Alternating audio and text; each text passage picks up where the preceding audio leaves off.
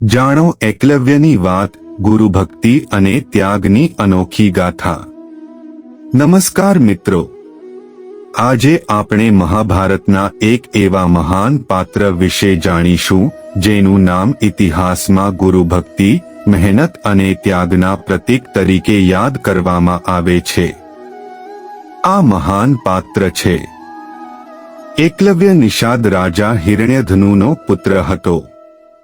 બાળપણથી જ તેને ધનુષ્ય અને બાણ ચલાવવાનો ખૂબ શોખ હતો। તે ભારતનો શ્રેષ્ઠ ધનુર્ધર બનવાનું સ્વપ્ન જોતો હતો।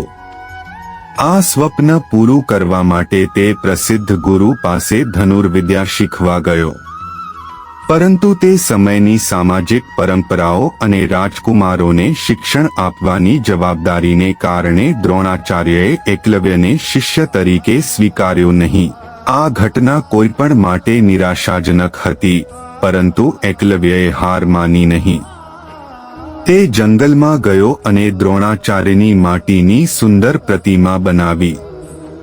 દરરોજ તે પ્રતિમાને પોતાના ગુરુ માનીને નમન કરતો અને કલાકો સુધી ધનુર્વિદ્યાનો અભ્યાસ કરતો। સતત મહેનત, ધીરજ અને આત્મવિશ્વાસના કારણે થોડા જ સમયમાં તે અદ્ભુત ધનુર્ધર બની ગયો। એક દિવસ દ્રોણાચાર્ય અને અન્ય રાજકુમારો જંગલમાં આવ્યા। ત્યાં તેમણે એક કૂતરાને જોયો જેના મોઢામાં બાણ એવી રીતે વાગેલા હતા કે તેને ઈજા પણ નહોતી થઈ અને તે ભસવાનું પણ બંધ કરી દીધું હતું।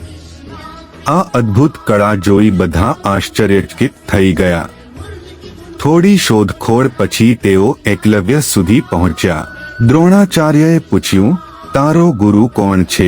ત્યારે એકલવ્યએ નમ્રતાથી કહ્યું, ગુરુદેવ, તમે જ મારા ગુરુ છો। દ્રોણાચાર્યએ ગુરુદક્ષિણામાં એકલવ્યના જમણા હાથનો અંગૂઠો માંગ્યો।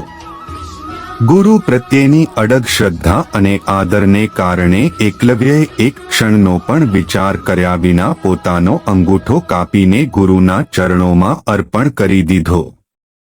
અંગૂઠો ગુમાવ્યા પછી પણ એકલવ્યએ અભ્યાસ છોડ્યો નહીં। તેણે ફરીથી ધનુર્વિદ્યા શીખવાનો પ્રયત્ન કર્યો।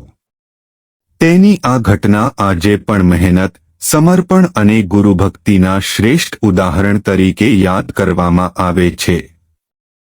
પરંતુ આ પ્રસંગ આપણને એક મહત્વનો પ્રશ્ન પણ પૂછે છે, શું દરેક વ્યક્તિને શિક્ષણ મેળવવાની સમાન તક મળવી જોઈએ?